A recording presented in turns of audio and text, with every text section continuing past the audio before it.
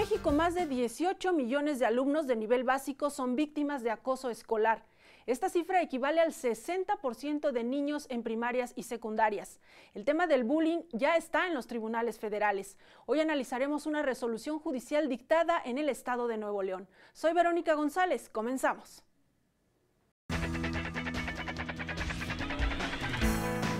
Cuando agarran, empiezan los alborotos con los policías, nos agarraron. Según estábamos acusados de que estábamos interrumpiendo, creo, las vías de comunicación. Tenemos la libertad de tránsito, según el artículo 11, no vemos por qué no puedan transitar ellos de un lugar a otro por el simple hecho de que exista un bloqueo. El concepto de acoso escolar lo acaba de definir la Suprema Corte en una sentencia que salió el mayo pasado. Lo define como aquella conducta reiterada que se hace en contra de un menor de edad. Puede ser por los mismos compañeros alumnos o también pueden verse involucrados los maestros o hasta padres de familia. Mi hija fue agredida con una bola de estaño. Es el papel con el que envuelven los sándwiches los niños. La molestia, aparte de la agresión, fue la conducta de la escuela, que tiene una política muy extraña, que para no dañar la imagen del plantel. Nosotros lo que vimos aquí fue el interés superior del menor, que tenía que ser protegido, porque de alguna manera estaban siendo violados sus derechos fundamentales. Iniciamos el programa de hoy con la historia de un grupo de pescadores que habitan en Villahermosa, Tabasco. Ellos, sin haber cometido ningún delito, fueron encarcelados. Un defensor público federal logró acreditar su inocencia. Veamos.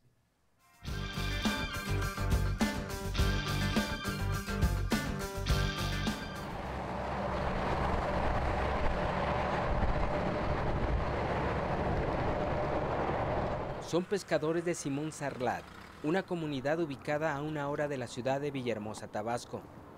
En septiembre del 2014, regresaban de una larga jornada de trabajo cuando sorpresivamente se encontraron con un bloqueo de pobladores en este punto carretero. Los manifestantes, ajenos a ellos, exigían servicios públicos, médicos y alimenticios. Cuando agarran, empiezan los alborotos con los policías, nos agarraron, nos subieron.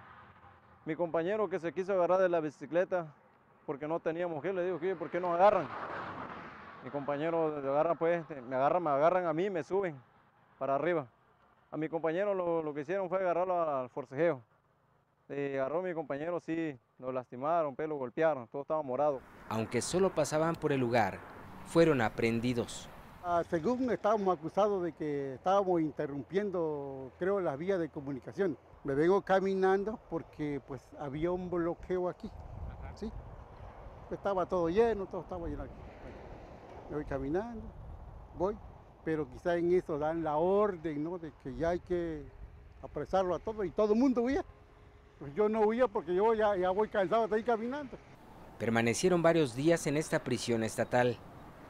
No sabían con exactitud de qué los acusaban. Sus familiares ignoraban su paradero. Tuvimos como 6 días. 6 días. ¿Cómo salió? ¿Qué pagó? No pagué porque salí libre, no me encontraron prueba de nada. Salimos por falta de elementos. En la PGR nos tratan pues como bien delincuentes. Bien esposados de la mano, de los pies, nos llevaban por donde quiera. De ahí nos sacan de la PGR, ya nos trasladan al reclusorio. Y nuestros familiares no sabían nada dónde estábamos. Días después de los hechos, el Instituto Federal de Defensoría Pública en Villahermosa se hizo cargo de su defensa. Tenemos la libertad de tránsito, según el artículo 11, no vemos por qué no puedan transitar ellos de un lugar a otro por el simple hecho de que exista un bloqueo. Eso no es impedimento para que ellos puedan transitar, ya que la propia Constitución les da este derecho. El defensor público federal logró que todos los detenidos salieran de la cárcel. Tienen libertad por falta de elementos en su término constitucional. Apela el fiscal del Ministerio Público, se va al tribunal, el tribunal confirma la libertad por falta de elementos y por ahorita ya está archivado y concluido totalmente el asunto. Las secuelas de la injusta captura y encarcelamiento están latentes en algunos de ellos. Sí, me golpearon, me ¿En dónde lo golpearon? me dieron aquí atrás de los pulmones y aquí en los riñones. ¿Pero en el reclusorio? No, aquí con los policías. Entonces ya ahorita para meramente trabajar machete, así donde uno los pagan para ir a trabajar, al doblar te sientes los riñones como que los tienes inflamados. ¿Ya fue el médico? No, hasta ahorita no ha ido y como no hay recursos, pues no ha podido ir. Otros perdieron su empleo y han tenido que buscar el modo para sobrevivir. A veces me dedico cuando me sale un jornal, un jornalito de lo que es, ¿cómo se llama? Un jornal que te pagan, vas a ir a chambear, vas a chambear, pero ¿cuánto vienes ganando? 100 pesos hasta la 1. Vamos a suponer que es todo el día, que vas a ganar por 100 pesos. Lamentan que durante su detención perdieron su única herramienta de trabajo, de pesca.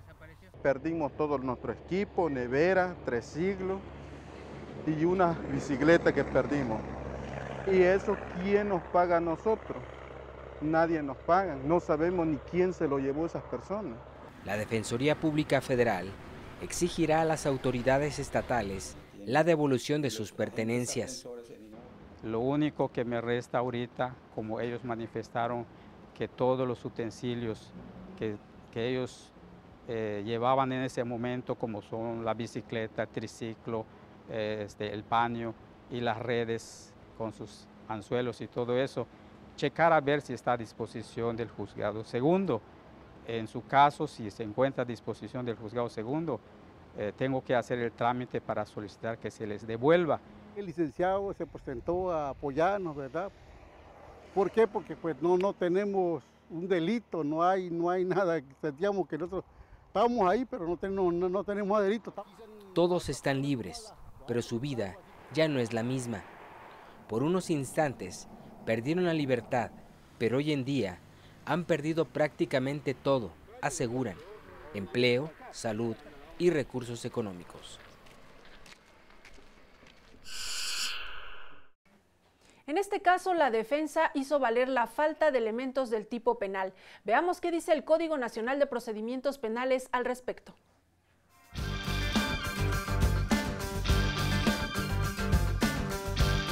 Para dictar una sentencia absolutoria, el Tribunal de Enjuiciamiento debe señalar las razones por las que no se puede considerar que el imputado cometió un delito. Para ello, puede tomar como referencia las causas de atipicidad, de justificación o inculpabilidad, establecidas en el Código Nacional de Procedimientos Penales. Es causa de atipicidad la ausencia de voluntad, el consentimiento de la víctima o la falta de alguno de los elementos del tipo penal. El tipo penal es la descripción de una conducta que está considerada como un delito. Los elementos del tipo penal pueden ser subjetivos, aquellos que aluden al estado intelectual del acusado, es decir, si tenía intención de cometer el delito o no. Normativos, que implican un juicio de valor, ya sea del Ministerio Público o del juez, a partir de la ley, la doctrina o los precedentes.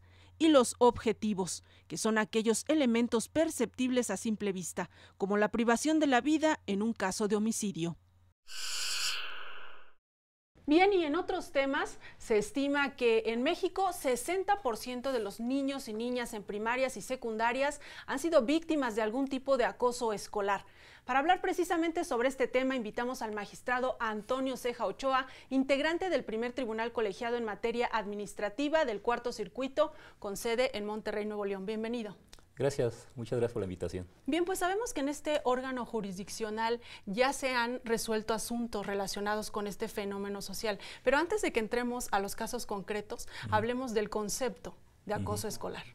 Sí, el concepto de acoso escolar lo acaba de definir la Suprema Corte en una sentencia que salió el mayo pasado, en el que había mucha incertidumbre de qué se entendía por acoso escolar.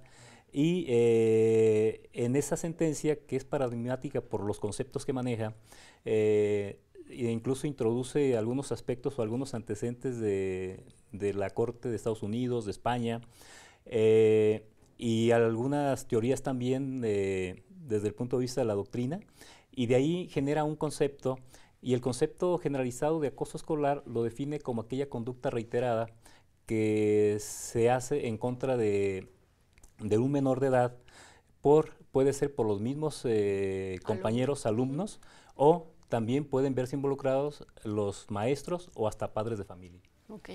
En estas tesis aisladas que ha establecido la Corte, también ha delimitado, digamos, no todos los casos van a tratarse de acoso escolar. ¿Existe alguna test, algún cuestionario que los jueces tengan como para saber en qué casos sí se está hablando de acoso escolar?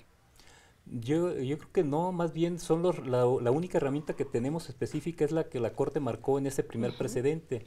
Y lo que yo creo que nos permite a los juzgadores determinar cuándo hay un acoso escolar o hay violencia escolar, que son temas distintos, cada caso lo va a determinar, porque si es una conducta reiterada, denunciada por el menor o por los padres del menor agredido, se tendría que determinar en cada caso particular si esa conducta reiterada es producto de ese acoso que le están dando al menor por otros grupos de menores o por otro menor, y determinar los alcances también de esas agresiones que sufre, que pueden ser de varios tipos, como la psicológica, la física incluso, o de burlas, o de aislamiento incluso del menor. Entonces, en cada caso particular, yo creo que los juzgadores tenemos una herramienta muy importante para determinar caso por caso dónde sí podríamos encauzar el acoso escolar como lo ha definido la Suprema Corte, o dónde se puede dar otro tipo de conductas que también tienen que ver con el acoso escolar, como puede ser la violencia que se genera dentro del propio del colegio. De la escuela. Y uno de los retos que enfrentan ustedes los juzgadores es que, por ejemplo, mencionaba usted cuando este acoso escolar se da en grupo. O sea, ¿quién es el responsable? ¿No? Cuando se actúa en grupo. Sí. Aquí es bien complicado porque muchas veces los acosadores no dan la cara y es muy difícil determinar cuál es el agresor, pero se conforma un grupo que aísla o que hace bullying a un menor y desgraciadamente a veces este aislamiento provoca que este menor tenga consecuencias en su autoestima muy importantes, que ha habido casos, pocos, pero ha habido casos donde a este menor han tenido problemas hasta de suicidio, ¿no? ¿Qué se les aplican exámenes psicológicos, por ejemplo, el menor a la víctima? Al menos lo que hemos visto hasta ahora es de que algunas legislaciones, tenemos la Ley General de Educación, tenemos pues los referentes de tratados internacionales de protección de los menores, la Convención del Niño, y tenemos la Constitución y algunos criterios de la Corte Interamericana. Y en este tipo, y la ley de víctimas también es un referente muy importante actualmente, y este tipo de instrumentos nos permiten determinar dónde podríamos ubicar al menor en relación pues con este acoso escolar que está sufriendo, ¿no? Eso en cuanto al trabajo de ustedes como juzgadores, pero las víctimas, los padres del menor, ¿qué retos se enfrentan como para acreditar que su hijo es víctima de este acoso escolar? Yo creo que los retos importantes que tiene es primero que el mismo menor denuncie se atreva a decirle al papá que está siendo acosado dentro de la propia escuela, sea por maestros o sea por los propios alumnos, por sus compañeros. Y una vez que el menor se atreve a denunciarlo ante los papás también deben de ser proactivos. No quedarse solamente en que el niño tiene la culpa o es el que no se ha integrado al grupo, sino que tienen que denunciar los propios papás ante el propio director de la escuela, acudir para que le dé una explicación de qué es lo que está pasando. Y si hay alguna referencia de si los maestros, que son los que están de manera directa con los alumnos todos los días, han visto algún aislamiento o han tenido alguna provocación estos menores en relación con el comportamiento que tienen con los demás. Magistrado, vamos a hacer una pausa y regresamos para hablar del caso concreto que se resolvió en el tribunal que usted integra. Gracias, cómo no. Vamos a la pausa, estamos en el Consejo de la Judicatura hoy, no se vaya, regresamos con más. Mi hija fue agredida con una bola de estaño, es el papel con el que envuelven los sándwiches los niños. Mi niña sufrió desgarre de córnea, Se tramitó el juicio de amparo, el juez de distrito requirió los informes, se integró totalmente el expediente y el juez y las autoridades responsables negaron los hechos, los actos que se les estaban reclamando.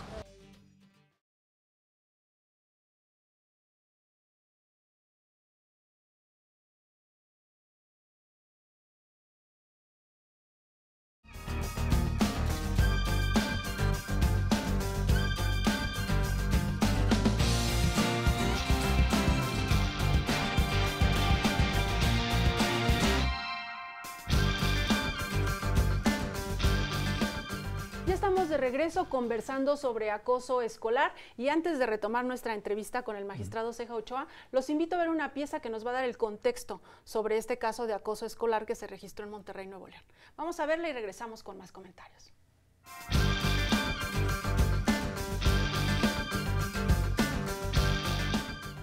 El 60% de los niños de primarias y secundarias mexicanas son víctimas de bullying, según la Organización para la Cooperación y el Desarrollo Económico.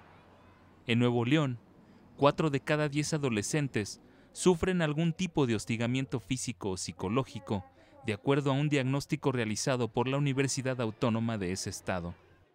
Mi hija fue agredida con una bola de estaño. Es el papel con el que envuelven los sándwiches los niños. Una compañerita se lo arrojó, no sabemos el motivo, no sabemos el por qué. Mi niña sufrió desgarre de córnea, pero gracias a la intervención de los médicos no pasó a mayores. La agresión se registró en un colegio privado de Monterrey. Aunque la menor no resultó con heridas graves, los padres se inconformaron ante la escuela. La molestia, aparte de la agresión, fue la conducta de la escuela, que tiene una política muy extraña, que para no dañar la imagen del plantel, no se le habla a la ambulancia, se mantiene al niño ahí con la lesión hasta que lleguen los padres y se pierde tiempo valioso para la atención médica. El padre de la menor cuenta que incluso fueron catalogados como familia no deseada. Hasta que llegó un momento que nos expulsaron a la niña y a su hermanito, los dos que estudian ahí en el colegio. Nos pareció muy absurdo que por el hecho de cuestionar un protocolo de atención a los menores se pudiera llegar hasta la expulsión. Más cuando mi hija no fue la agresora, era la agredida. Tras la expulsión de sus hijos, el padre de la menor, quien ejerce como abogado, decidió promover un amparo ante un juzgado de distrito. Se tramitó el juicio de amparo, el juez de distrito requirió los informes, se integró totalmente el expediente y el juez y las autoridades responsables negaron los hechos, los actos que se les estaban reclamando. Entonces el juez de distrito sobreseyó en el juicio de amparo. Es decir, que el juez de distrito determinó que al no poder justificar las amenazas de expulsión, no podría continuar con este asunto. En primera instancia, las autoridades del colegio no negaron los hechos, pero también dijeron que no habían expulsado a los menores. Nosotros acudimos nos fuimos a revisión, porque el amparo en primera instancia fue sobreseído. Fuimos a la revisión y ahí encontramos pues un tribunal con más oídos, más perceptivo, más, ¿cómo será la palabra? Más humano. El caso llegó al primer tribunal colegiado en materia administrativa del Cuarto Circuito, con sede en Monterrey, Nuevo León. Nosotros lo que vimos aquí fue el interés superior del menor, que tenía que ser protegido, porque de alguna manera estaban siendo violados sus derechos fundamentales, porque las autoridades educativas, a pesar de que tuvieron conocimiento del problema, no hicieron nada para remediarlo, nunca atendieron realmente la situación. Este tribunal concedió el amparo y se imprimieron determinados efectos para que la autoridad responsable cumpliera con ellos. Entre ellos pues fueron alguna multa por la omisión en que incurrió de investigar los hechos, así como el cubrir la indemnización por conceptos de daños morales, psicológicos y físicos en los que resultó dañar a la menor quejosa. Durante casi un año de proceso legal, El padre de la menor no encontraba respuesta a su situación por parte de las instituciones educativas. ¿Por qué a los tribunales? Porque existen antecedentes de que aquí en el Estado la Secretaría de Educación pues simplemente hace oídos sordos a los reclamos de los padres. El derecho a la educación está tutelado constitucionalmente, no se puede expulsar a un menor por los dichos del padre o de la madre. Finalmente, el pasado 4 de diciembre de este 2015, el Colegio Privado de Monterrey, implicado en este asunto de acoso escolar, ofreció disculpas públicas a los padres de la menor y cumplió con las medidas de indemnización y reparación del daño determinada por el Tribunal Federal. Bien, pues ahí está a grosso modo un escenario de lo que fue este caso. Mencionaba el padre de familia cómo es que inició esto, pero vamos a retomarlo, señor magistrado. ¿Cuáles son los hechos? A esta niña la agreden y después, ¿qué sucede? Sí, de acuerdo a los hechos que narra el papá en su demanda, la niña es agredida, de ahí se genera una lesión en uno de los ojos de la niña y dice el padre que denuncia estos hechos ante la escuela, ante la directora, y no hacen caso a los reclamos de la menor, y derivado de esto, según por el dicho del mismo padre de familia, al tener este conflicto ya del padre con la institución, genera el conflicto de que como acto reclamado señala el papá que la expulsión de los niños, de la niña que fue agredida y del hermanito de la escuela. O sea, esta expulsión se da porque los papás estaban exigiendo que se tomaran cartas en el asunto. Según los datos de la demanda, así fue. ¿Qué es lo que responde? Veíamos en la pieza que en una primera instancia no responde la escuela y entonces no hay suficientes elementos como para demostrar si sí la expulsión obedecía a esto, ¿no? Pero cuando llega al tribunal colegiado, ¿qué es lo que responde la escuela? No, lo cierto es que cuando se presenta la demanda y el juez la admite, manda a pedir los informes justificados a la escuela y el director de la escuela contesta de que no es cierto, que no tenían ningún problema para expulsar a los niños de la escuela. Eso es lo que, a eso se reduce la contestación del informe. Y con esta contestación, el juez integra el expediente y sobresee el asunto por negativa de actos reclamados. Como el acto reclamado, de acuerdo a la posición del juez, era la expulsión de los niños del colegio, al no demostrarse esta expulsión, es que sobresee el asunto por negativa de actos reclamados. ¿Qué es lo que sigue? ¿Los padres impugnan esta resolución? Los padres impugnan en el recurso de revisión, toca al primer tribunal colegiado en el que soy adscrito y al momento de analizar los agravios del papá y sobre todo, más que de los agravios en suplencia de la queja deficiente porque se trataba de un derecho del menor a la educación, a su dignidad y a la no discriminación, es que se hizo el estudio de manera integral. Y cuando se hace el estudio de manera integral, nos damos cuenta que el juez había omitido hacer un análisis completo de la demanda de amparo. Porque en la demanda de amparo, no solo en el capítulo de acto reclamado, sino en toda la demanda, viéndola de manera integral como lo precisa la jurisprudencia de la Suprema Corte, vimos que había otros actos vinculados con ese reclamo. Y el otro acto era la violencia que sufrió la menor en relación con la agresión que sufrió física de su compañerita que le provocó la lesión en uno de los ojos. Es importante situarnos en el tiempo. ¿Estos amparos se resuelven antes o después de que se establecieran estas tesis de jurisprudencia que estábamos hablando en el bloque anterior? Se resolvieron antes. En el tribunal colegiado tuvimos dos asuntos de acoso escolar. Fue en noviembre del año pasado. Del 2014 cuando se resolvieron. Este fue el segundo, este asunto, y el primero ahí sí fue una cuestión también de acoso escolar porque fue una conducta reiterada de otro compañero a otro menor. Entonces estos dos precedentes que tiene el primer tribunal colegiado son primero que los que ya en mayo sacó la primera corte, la Suprema Corte, la primera sala, donde ella de manera muy específica nos da todos los elementos que tienen que considerarse para tener como acoso escolar. Es decir, todavía no contaban con estas pautas, digamos. Y entonces, retomando lo que usted mencionaba, ¿cómo se prepara usted como juzgador para abordar un tema en el que están involucrados los derechos de un menor? Yo creo que lo importante es, como juzgador, no solo ver el papel en sí de manera fría, no ver de manera específica el contenido del derecho aparentemente técnico que nos llega al escritorio.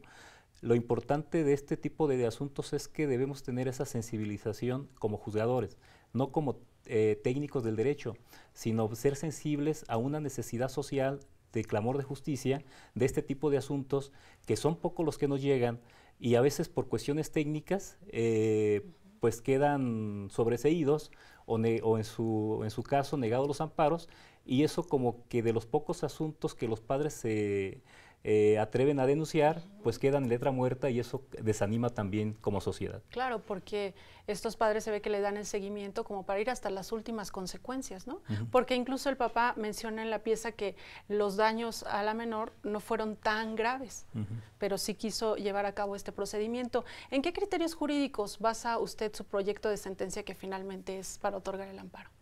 Los criterios jurídicos es en relación, tuvimos por ejemplo como premisa fundamental el artículo 1 constitucional, el derecho a la no discriminación, el derecho a la dignidad humana como menor y el derecho a la educación, previsto en el artículo 3 constitucional.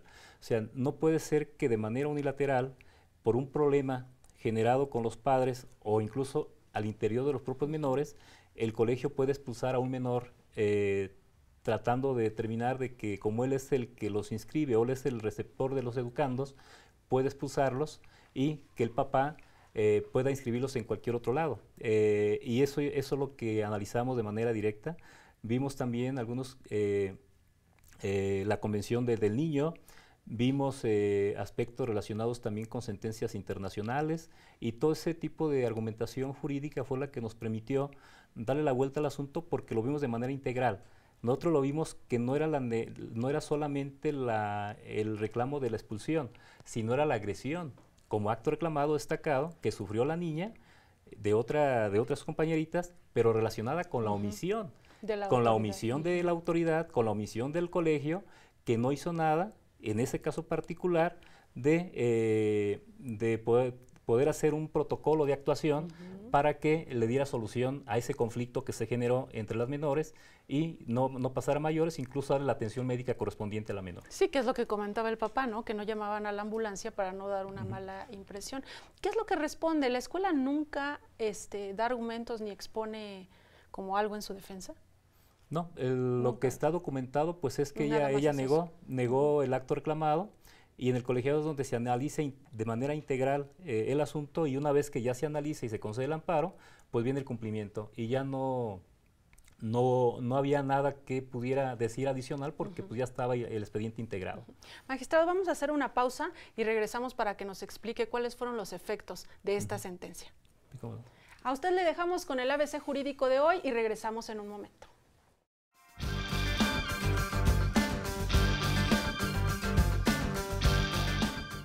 Cuando el Ministerio Público tiene conocimiento de la existencia de un delito, debe dirigir la investigación penal.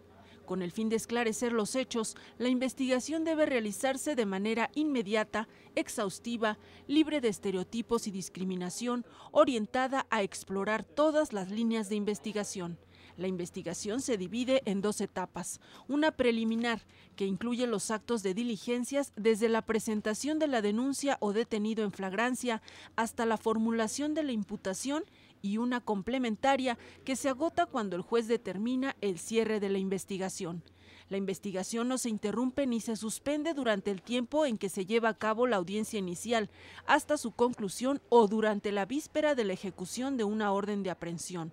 Cabe recordar que el proceso penal acusatorio inicia con la audiencia inicial y termina con la sentencia firme.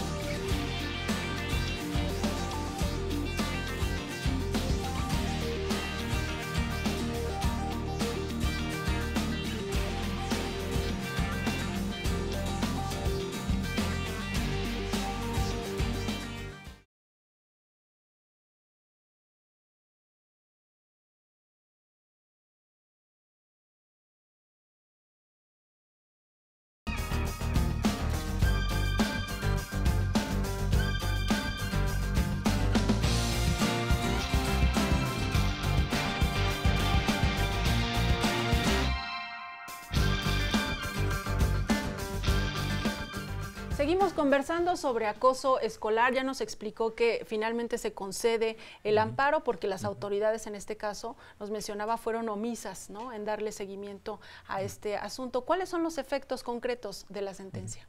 Bueno, en los efectos se precisaron nueve efectos que tiene la sentencia. Entre los más destacados para estos efectos fue lo de la obligación que se le impuso al colegio a través de la Secretaría de Educación Pública del Estado, que es la primer responsable de cuidar la educación de los menores en Nuevo León, para que llevaran una capacitación integral tanto para maestros como para alumnos y padres de familia, para evitar este tipo de conductas de violencia escolar. También se le ordenó, como punto importante de la sentencia, que instrumentara la brigada escolar. Esta brigada escolar, hago un paréntesis para comentar, que en el Nuevo León es de los pocos estados que tiene una ley específica sobre el acoso y violencia escolar. Y dentro de esta ley se considera, más bien exige que la Secretaría de Educación Pública, como rector de la educación en el estado, tiene que velar por los intereses de la educación de los menores y tiene que obligar a todas las escuelas para que hagan esta brigada escolar.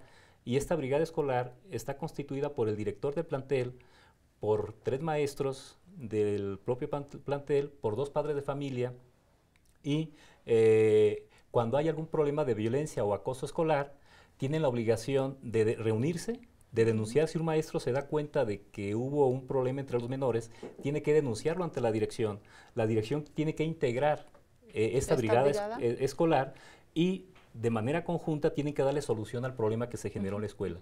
Y está vinculado con este seguimiento a la propia Secretaría de Educación Pública del Estado. Y es obligatorio que tengan esta brigada. Y en el caso de este colegio no tenía No lo tenían y se ordenó que se instrumentara y se constituyera esa brigada escolar para los casos futuros que tuvieran un seguimiento. Qué interesante, ¿no? Y ejemplo para otros estados de la República para tener una ley que regule estas cosas. ¿Qué otros efectos de la sentencia? Los otros efectos fue una multa por la omisión del propio colegio.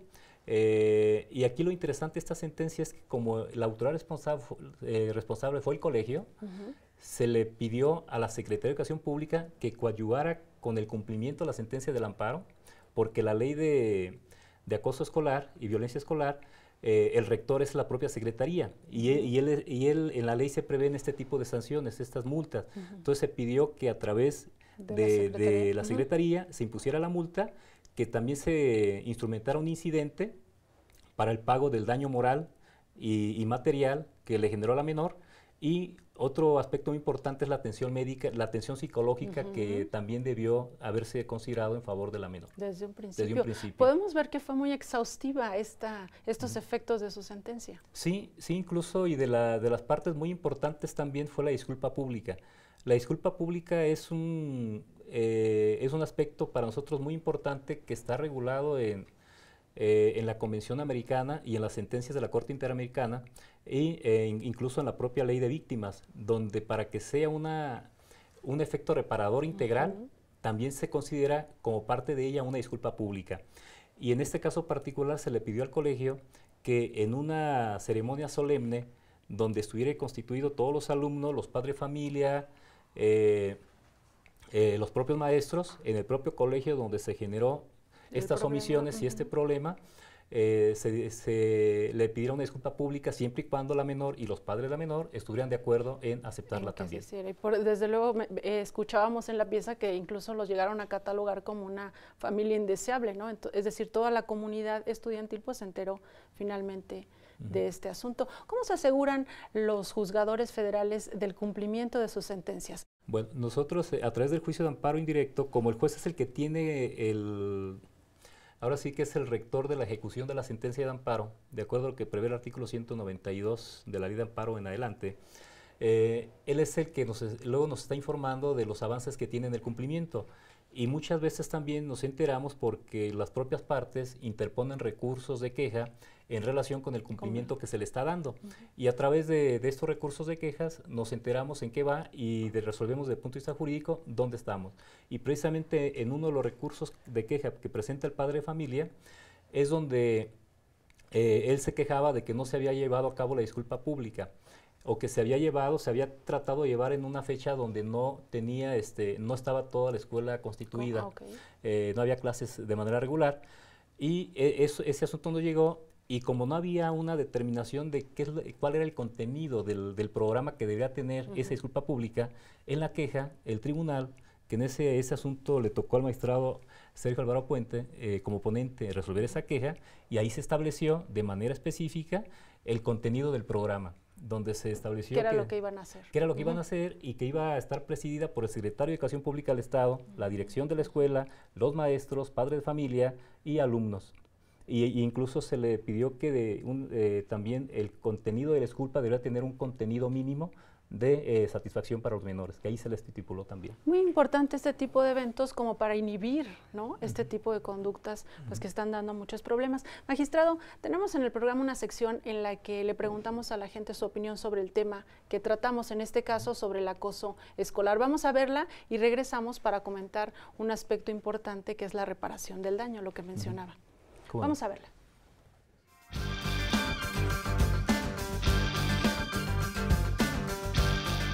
Por ejemplo, en la escuela de mis hijos sí, está muy fuerte la atención al bullying, el no hacer bullying. Están como que los directivos muy al pendiente de esas situaciones.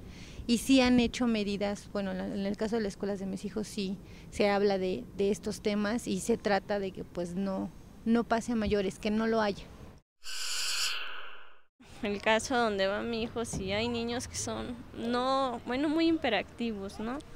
Y pues sí, ahorita está muy de moda el bullying, tanto el que pega como el que le pegan. Y pues todo eso siento que viene de casa, ¿no? Depende de nosotros hablar con nuestros hijos pues no sé si será su autoestima o no sé por qué será que pegan o les pegan o quién sabe, pero sí tenemos que estar muy al pendiente de eso. Pues están mal, ¿no? Los niños no debería de ser, porque todos deben de ser tratados igual. Inclusive luego hay veces que hasta los mismos maestros, pero no se dan cuenta. Si noto algún cambio en ella que sea diferente al que acostumbra, yo le preguntaría qué es lo que le pasa o quién le está haciendo algo en la escuela.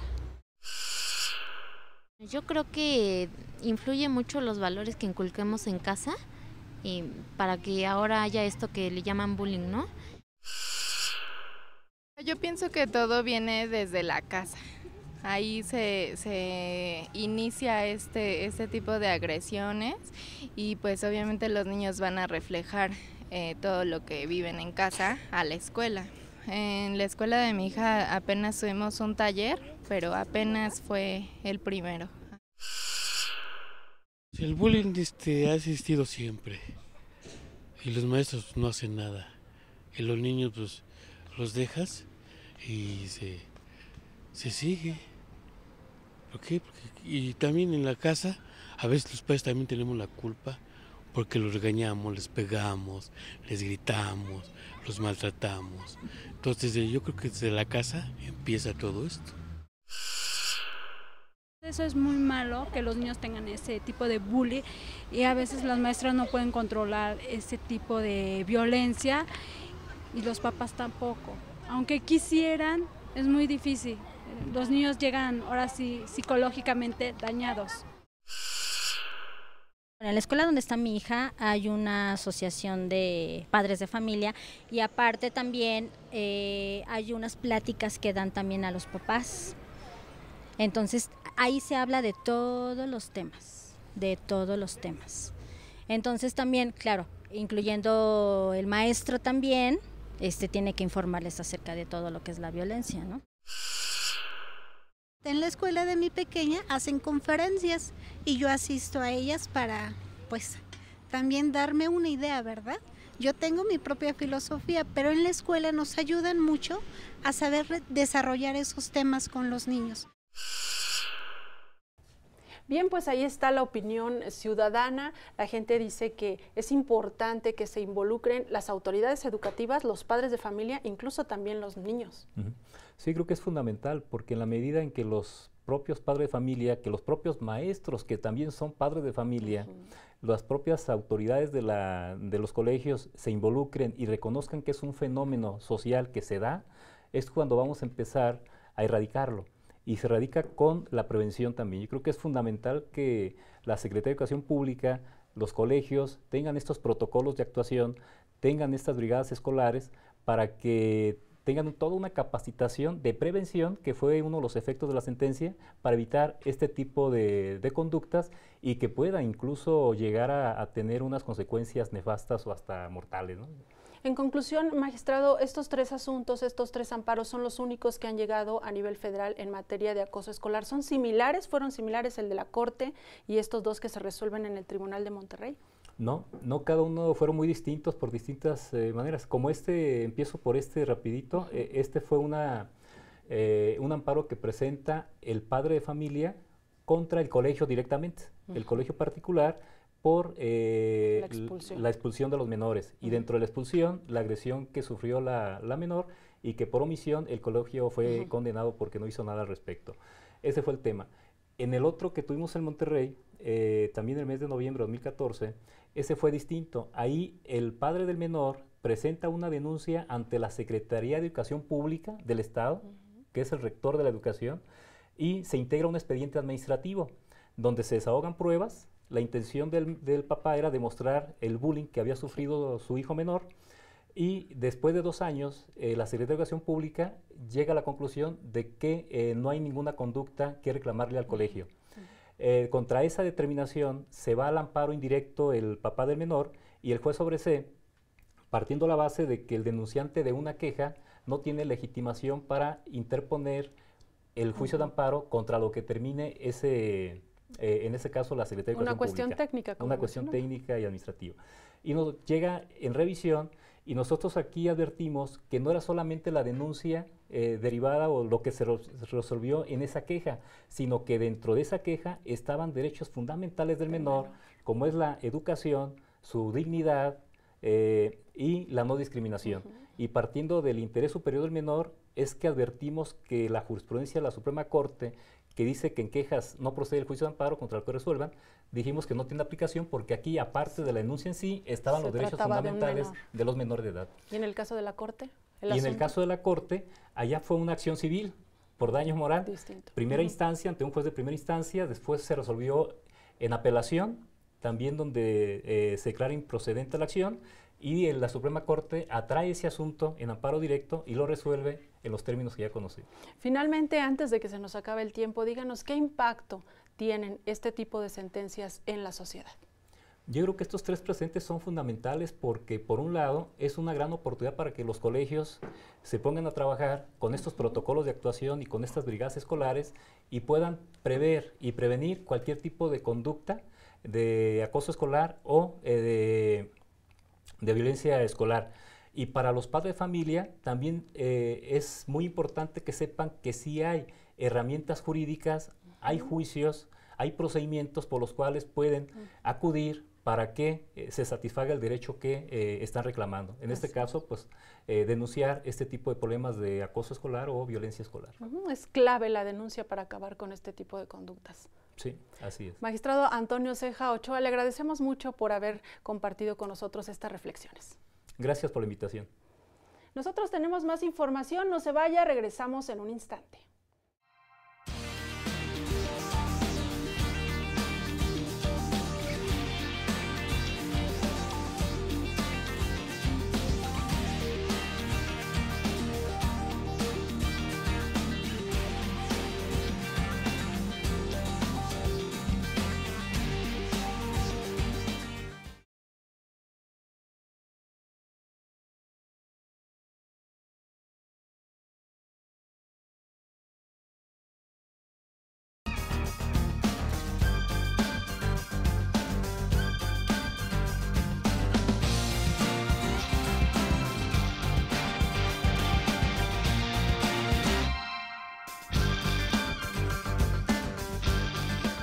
Ya estamos de regreso, como siempre le tenemos los datos duros sobre el quehacer jurisdiccional en tribunales y juzgados federales.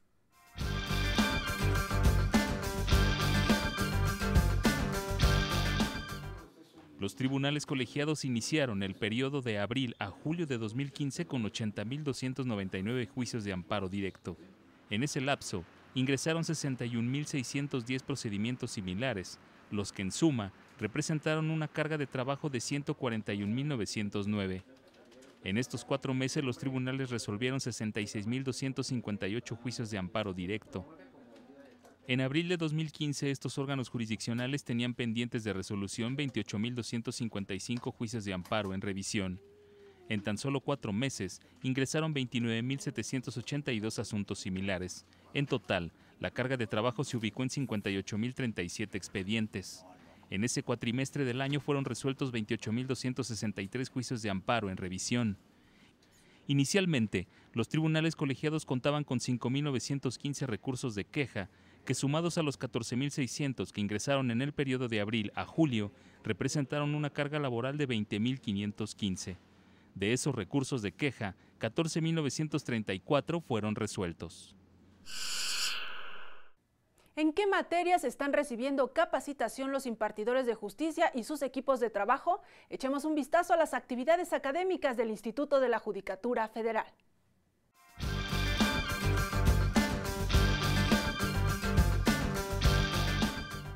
El 24 de noviembre de 2015 se cumplió un año de la entrada en vigor del Código Nacional de Procedimientos Penales. Con el objetivo de actualizar los conocimientos de jueces, magistrados y sus secretarios, la Escuela Judicial organizó las jornadas de análisis sobre la aplicación e interpretación de esta normatividad. En cada una de las 4 sesiones de trabajo se presentaron casos prácticos resueltos bajo las nuevas reglas del sistema penal acusatorio. Con base en los fallos judiciales, se plantearon preguntas. ¿Qué supuestos proceden las medidas cautelares? En específico, la prisión preventiva. Pero después, ¿cómo lo pueden acreditar o probar las partes ante el juez? La medida cautelar busca asegurar los fines del procedimiento, como lo manejó la doctora, pero también busca asegurar, obviamente, que la persona comparezca, que la persona, obviamente, entienda el motivo por el cual fue, obviamente, vinculada a proceso. En este caso concreto, 2 hombres fueron consignados ante un juez de control por el delito de portación de arma de fuego de uso exclusivo del ejército. Como los imputados no tenían su domicilio en el estado donde fueron detenidos, el Ministerio Público solicitó que se aplicara la prisión preventiva. En esta prisión preventiva, y entendida como la última ratio, se está justificando porque no se obtienen las finalidades con la imposición de esta medida cautelar, y una de ellas es precisamente de que no haya riesgo de fuga o de sustracción de este sujeto. Sin embargo, el juez de control rechazó estos argumentos y se negó la aplicación de la prisión preventiva. El Ministerio Público apeló el fallo ante un tribunal unitario, quien le dio la razón por considerar que sí existía el riesgo de que los imputados evadieran la acción de la justicia. Durante las jornadas de análisis sobre la aplicación e interpretación del Código Nacional de Procedimientos Penales, se destacó que la aplicación de las medidas cautelares debe evaluarse en cada caso concreto y que la prisión preventiva debe considerarse como la última opción. ¿Qué haces en ese momento? A través de la inmediación, que es maravillosa, vas evaluando todos estos datos objetivos que te están dando y dices, creo que sí es posible que esta persona esté en libertad. No hay algún dato objetivo que a mí me indique que tenga que tener un nivel de cautela alto. Uno siente en audiencia cuando le están dando argumentos sólidos, e incluso lo que nos da la ventaja hoy de la inmediación es de poder ver a las personas en la audiencia y decir, bueno, yo considero que esta persona es susceptible de que se evada. En total, 1.024 funcionarios judiciales participaron en estas jornadas de actualización, 225 de manera presencial en la sede del Instituto de la Judicatura Federal y el resto en las aulas y extensiones en toda la República. Ya nos vamos, pero vea antes esta información.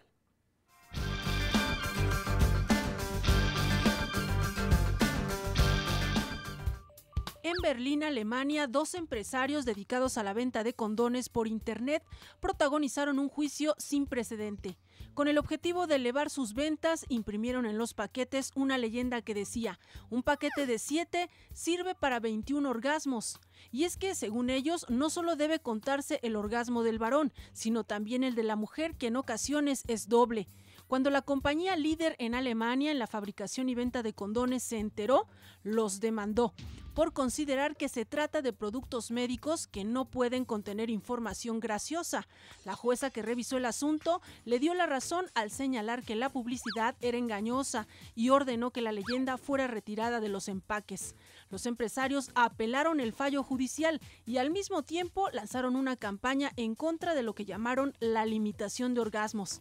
La justicia alemana confirmó la sentencia inicial al prohibir definitivamente este tipo de publicidad en los envoltorios de los condones, ya que se trata de un producto médico que no puede prestarse a los malos entendidos.